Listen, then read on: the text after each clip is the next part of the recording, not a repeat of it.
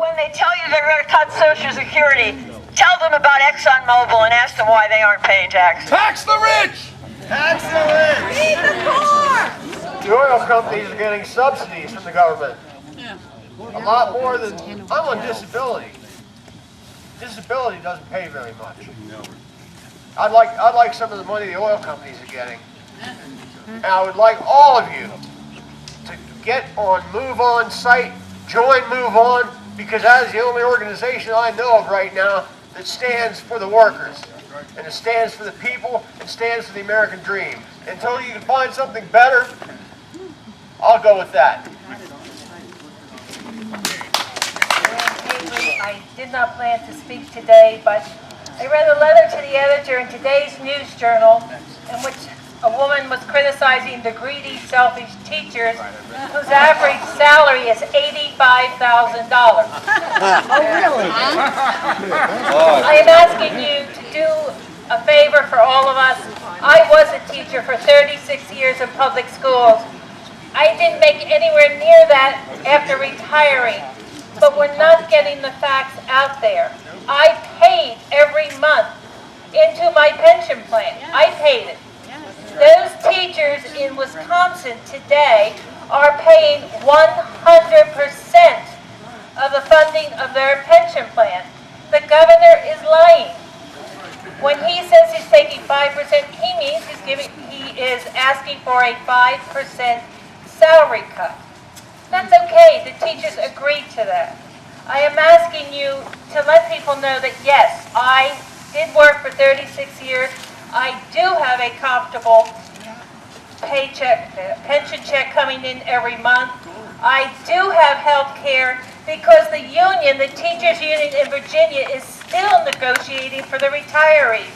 So whatever they get for their own, the current employees, they also work for us, the retirees. Everyone in this audience deserves the same retirement check I have. You deserve the same health care benefits that I have. I don't feel guilty. I worked for it, I paid into it, and I never made $85,000 a year. 38 years for Bell Atlantic. I would like to say that we are all out here, we're not professional. I think that Ann deserves a round of applause for organizational skills. And the most important people that no one has spoken of yet is the 14 brave senators in Wisconsin making all of this happen. Brothers and sisters, fellow countrymen. How about right there? Okay. I just wanted to say that there's some Folks that you never hear about. One was here today. Anybody ever heard of the American for doctors? They have a union. So do lawyers. American for lawyers, Chamber of Commerce. All of those are unions for people who have a particular interest. But none of them here or support our cause. None of them supported the minimum wage. The minimum wage was not won by politicians or even workers by themselves, but it was workers united. That's right. Dr. Martin Luther King is called the greatest civil rights person of our time. But Dr. King didn't just fight for workers or for civil rights, but he said a worker who has no rights have no citizenship. You have no way to go. The responsibility, though, for organizing us is us. Ain't nobody going to organize, and nobody going to feed your family, nobody going to buy your health insurance. All of us who have it, and I have very good insurance and good pension because I'm a lifelong member of the union. But I didn't do it voluntarily. I was absolutely ticked at the unions because I didn't think the union represented everybody's interest. And I was right, partly because I wasn't in the union, so I had no voice. If you want to have something to do with anything, you have to be a part of it. And we can't expect nobody else to carry the burden for us.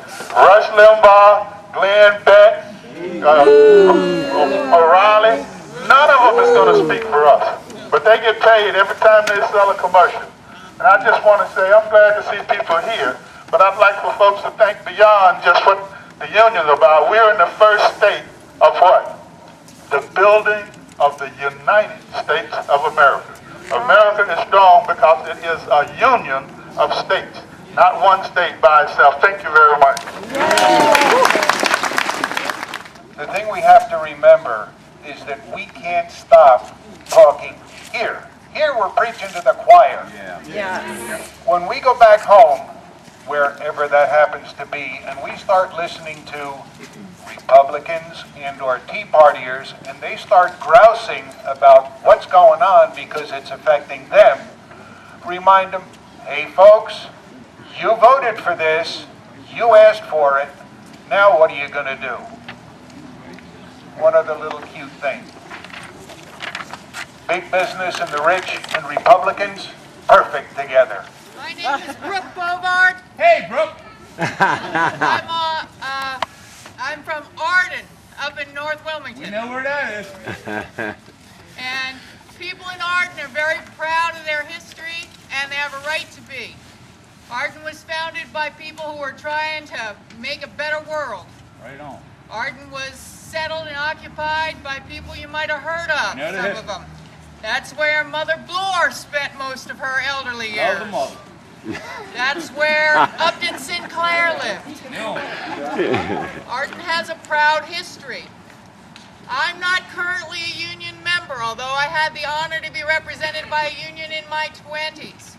I also had the honor of going to school in the union school in New York, which is the New York State School of Industrial and Labor Relations. All right. Way to go. But I'm not currently in the union. I'm currently a mother. And what matters to me is that we not only have a proud history of union activism and activism for people who need it, but we also have a proud future of it for my kids.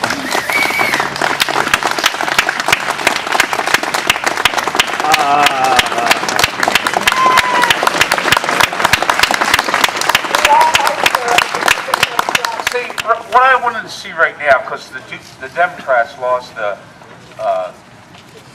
narrative on the bankers and the guys that screwed up on Wall Street. Yeah. What I wanted to see right now, what we should see right now, was a bunch of bankers being frog marched into federal penitentiaries. Yeah! That's what I wanted to see right now. You know? And if we see guys on the Daily News every night being convicted and going into federal prisons for 10, 15 years or whatever, you know, things would be a lot different right now. But we don't see that, you know? And it's all because of Geithner, Sumner's, and the economic team that President Obama brought in. You know, I mean, I voted for the guy. I was enthusiastic for this guy. And I have no more faith in him. I do. I do too.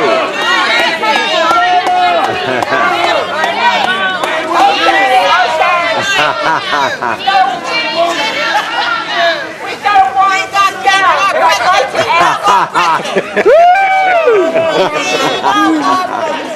Bunch of activists together. I've been doing it for 10 years. I'm very proud to be part of the union. And I think after all this stuff that's going on with Wisconsin, I think we need to speak up and be heard. The people. I mean, take back what we've lost. And, something's got to be done. If these Republicans, if Wisconsin gets his way, it's just going to turnstile and get bigger and bigger, and other states are going to be doing it.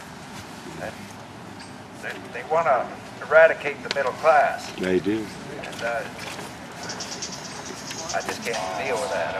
I'm working at the Indian River Chalk power plant. Making a cleaner. We're doing a new type of air cleaning system out there that's nuclear, and first of its kind. So they're trying to. President Obama's trying to he's working on what he said he would do. Yes!